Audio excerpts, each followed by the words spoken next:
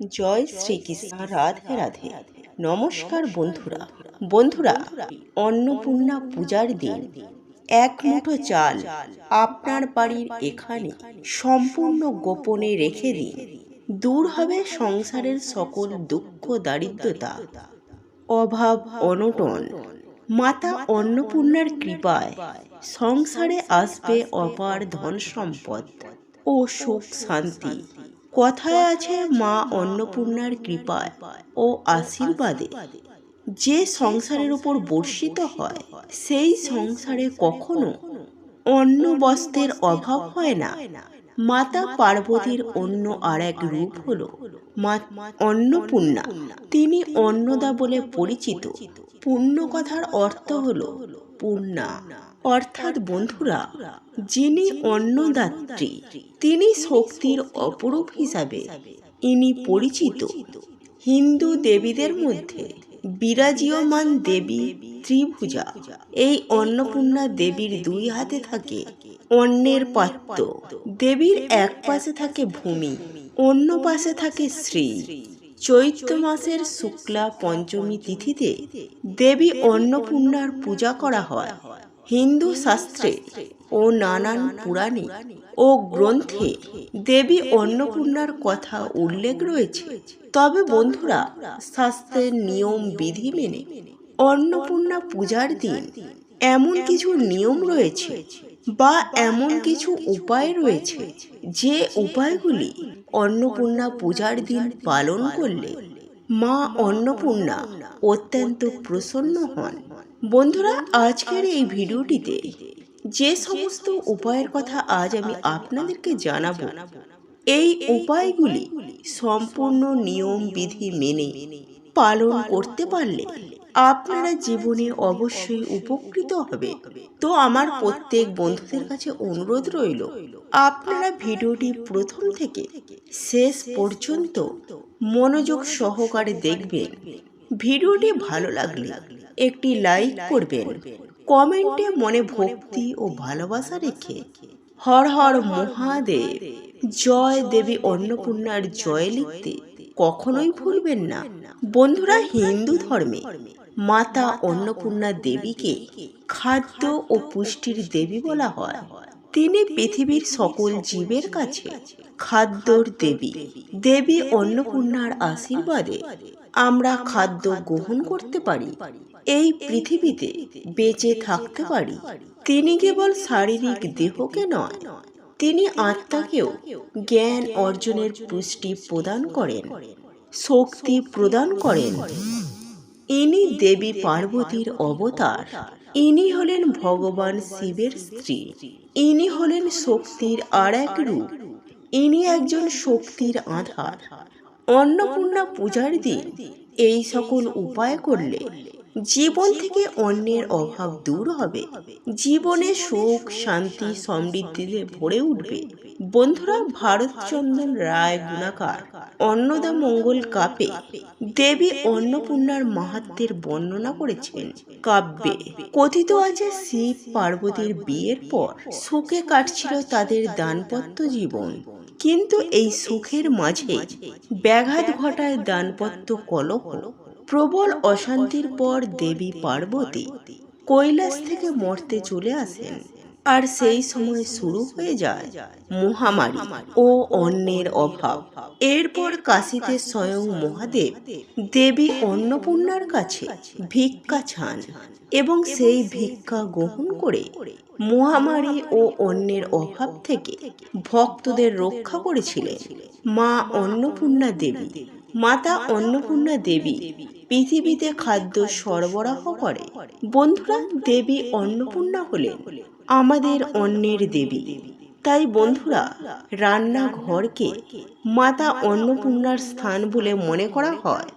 আর সেই কারণে শাস্ত্রমতে বাড়িতে বিশেষভাবে ব্রত বা অন্নপূর্ণা পূজার পরিকল্পনা করতে না পারলেও বাড়ির প্রত্যেকটা গৃহিণীর উচিত অন্নপূর্ণা পূজার দিন সকাল সকাল ঘুম থেকে উঠে গোটা বাড়ি ঘরদুয়ার পরিষ্কার পরিচ্ছন্ন করে তারপর স্নান করে পরিষ্কার পরিচ্ছন্ন বস্ত্র পরিধান করে সোজা চলে যাবেন আপনাদের রান্নাঘরে। রান্নাঘর পরিষ্কার পরিচ্ছন্ন করে নেবেন। গ্যাস, ওভেন বা উনুন সেটাও ভালোভাবে পরিষ্কার পরিচ্ছন্ন করে নেবেন। তারপর রান্নাঘরে গঙ্গা জল ছিটিয়ে নেবেন। হলুদ, কুমকুম, চাল ও ফুল দিয়ে উনুন বা গ্যাস ওভেনের পূজা করবেন এবং উনুন বা গ্যাসের পাশে একটি ধূপও জ্বালিয়ে দেবেন।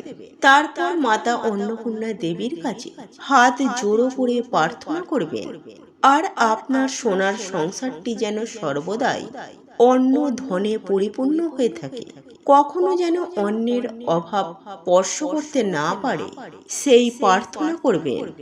শাস্ত্র অনুসারে বন্ধুরা, অন্নপূর্ণা পূজার দিন আপনারা অবশ্যই কিন্তু নিষ্ঠা ভক্তি সহকারে মায়ের পূজা করবেন। আর মায়ের পূজা না করতে পারলে আপনারা কিন্তু মাকে মনে মনে স্মরণ করবেন, মাকে আপনাদের মনস্কামনা জানাবেন। আপনারা কিন্তু মাকে মনে মনে স্মরণ করবেন, মাকে আপনাদের মনস্কামনা জানাবেন। অন্নপূর্ণা পূজার দিন বন্ধুরা সাধারণত সাদা রঙের বস্ত্র পরার চেষ্টা করবেন। শাস্ত্র অনুসারে সাদা রং অত্যন্ত শুভ। তাই বন্ধুরা, অন্নপূর্ণা পূজার দিন যদি সাদা রঙের বস্ত্র পরিধান করতে পারেন, মাতা অন্নপূর্ণা দেবী অত্যন্ত প্রসন্ন হবে আপনাদের ওপর। যারা কাঙ্ক্ষিত ফল লাভ করতে পারছেন না, যে সমস্ত মানুষ রয়েছে যারা কিছুতেই কাঙ্ক্ষিত ফল লাভ করতে পারছেন না, অভাব অনটন আপনাদের কিছুতেই পিছু ছাড়ছে না, তো আপনারা এই অন্নপূর্ণা পূজার দিন একটি লাল জবা ফুল নেবেন। সেই জবা ফুলের ওপর লাল চন্দনের ফোঁটা লাগিয়ে দেবেন এবং সেই জবা ফুলের ওপর কিছুটা অক্ষত গোটা আতপ চাল রাখবেন। একই সাথে 3টি এলাচ রাখবেন। তারপর সেই ফুলটি মাতা অন্নপূর্ণা দেবীর চরণে অর্পণ করবেন। এতে জীবনে খুব ভালো ফল লাভ করতে পারবে। বন্ধুরা, অন্নপূর্ণা পূজার দিন বিশেষ নিয়ম বিধি মেনে দান করার উল্লেখ রয়েছে। তো বন্ধুরা, আপনারা যদি এই নিয়ম বিধি মেনে দান করতে পারেন, তাহলে আপনাদের জীবনে আর্থিক উন্নতি হবে চোখে পড়ার মতো। বন্ধুরা, আমরা কম বেশি সকলেই জানি, দেবী অন্নপূর্ণা নিষ্ঠা ভক্তি সহকারে পূজা পাঠ করলে, তার কৃপা লাভ করতে পারলে জীবনে কখনো অন্ন ধনের অভাব হয় না। মা অন্নপূর্ণা পূজার দিন যদি মাকে শ্রদ্ধা ভক্তি ও ভালোবাসা দিয়ে ডাকা যায়, দান ধ্যান করা যায়, তাহলে অন্ন বস্ত্রের অভাব তো হয়ই না, অপরদিকে আর্থিক উন্নতি হবে চোখে পড়ার মতো। শাস্ত্রে বলা হয়েছে, দানের তুল্য কিছুই আর নেই। তাই বন্ধুরা, দান যদি সঠিকভাবে করা যায়, তাহলে সৌভাগ্যকে জয় করতে কিন্তু খুব বেশি সময় লাগবে না।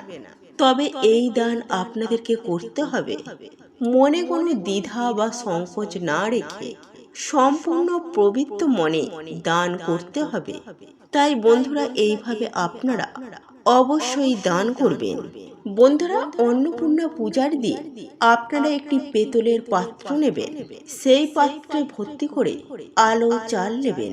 তারপর সেই চাল কোনো গরিব দুঃখী দুস্থ অসহায় মানুষকে দান করে দেবেন। দান যদি সঠিকভাবে অন্নপূর্ণা পূজার দিন করতে পারেন, তাহলে জীবনে উন্নতি হবেই হবে। দুর্ভাগ্য কেটে গিয়ে সৌভাগ্য লাভ করতে পারবেন মা অন্নপূর্ণার কৃপায়। কারণ এই অন্নপূর্ণা পূজার দিন মা অন্নপূর্ণার কাছে ভগবান দেবাদিদেব মহাদেব ভিক্ষা দান গ্রহণ করেছিলেন। বন্ধুরা, জীবনে যদি আপনারা আর্থিক উন্নতি করতে চান, তাহলে অন্নপূর্ণা পূজার দিন 5টি ফুলওলা লবঙ্গ নেবেন। সেই লবঙ্গগুলি আপনারা ভালো করে আগুনে পুড়িয়ে নেবেন।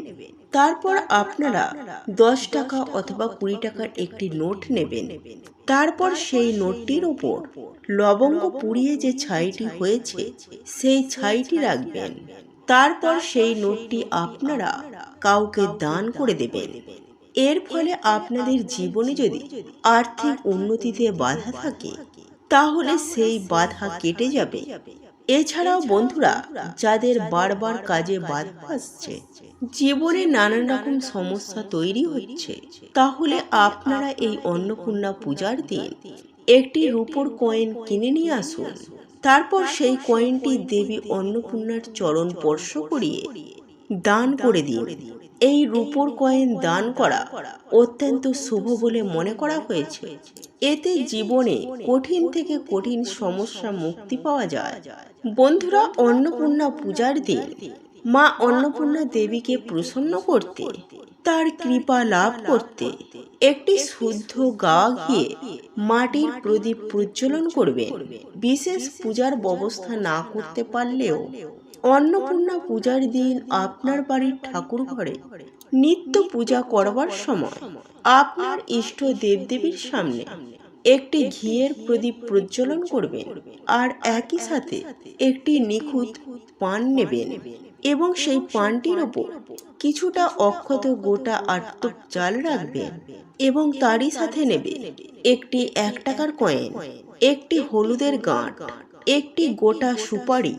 এই সমস্ত মঙ্গল সামগ্রীর ওপরে একটু গঙ্গা জল ছিটিয়ে নেবেন। তারপর এই মঙ্গল সামগ্রিক ওপরে একটি সিঁদুরের ফোঁটা দেবেন। তারপর এই সমস্ত মঙ্গল সামগ্রীগুলি একটি লাল শালু কাপড়ের ওপরে রেখে ভালো করে একটি পুঁটুলি বেঁধে নেবেন। তারপর এই পুঁটুলিটি হাতে নিয়ে মাতা অন্নপূর্ণা দেবীকে স্মরণ করে আপনার বাড়ির চালের পাত্রে এই পুঁটুলিটি সম্পূর্ণ গোপনে যত্ন সহকারে রেখে দেবেন। তবে এই উপায়টি আপনারা অবশ্যই বাড়ির গৃহিণীরা 5ই এপ্রিল শনিবার অন্নপূর্ণা পূজার দিন অবশ্যই করবেন। এটি করলে অত্যন্ত ভালো ফল পাবেন জীবনে। বন্ধুরা, বাস্তুশাস্ত্র মতে গৃহের চালের পাত্রে এই মঙ্গল সামগ্রীগুলি রাখলে কখনো গৃহের অন্ন ধনের অভাব হয় না। দেবী অন্নপূর্ণা হলে অন্নের দেবী, তাই অন্নপূর্ণা পূজার দিন ভুল করেও খাবারের অপচয় করবেন না, নষ্ট করবেন না একেবারে। আর কেউ যদি নষ্ট করে তাকে বাধা দেবে। মা অন্নপূর্ণা মাতৃরূপিণী, তিনি সকলের অন্ন যোগান। সেই কারণে অন্নপূর্ণা পূজার দিন 5 রকমের ফল, 5 রকমের খাবার, 5 রকমের শস্য অবশ্যই মাকে নিবেদন করবেন।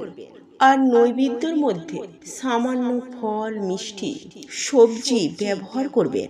বন্ধুরা, অন্নপূর্ণা পূজার দিন এই নিয়মগুলি পালন করতে পারলে নিশ্চিত রূপে অন্নপূর্ণার আশীর্বাদ ও আপনারা লাভ করতে পারবেন। মায়ের কৃপা বর্ষিত হবে আপনাদের সকলের ওপর। ভিডিওটি কেমন লাগলো তা কমেন্ট করে অবশ্যই নিজের মতামত জানাবেন। ভালো লেগে থাকলে অবশ্যই একটি লাইক করবেন।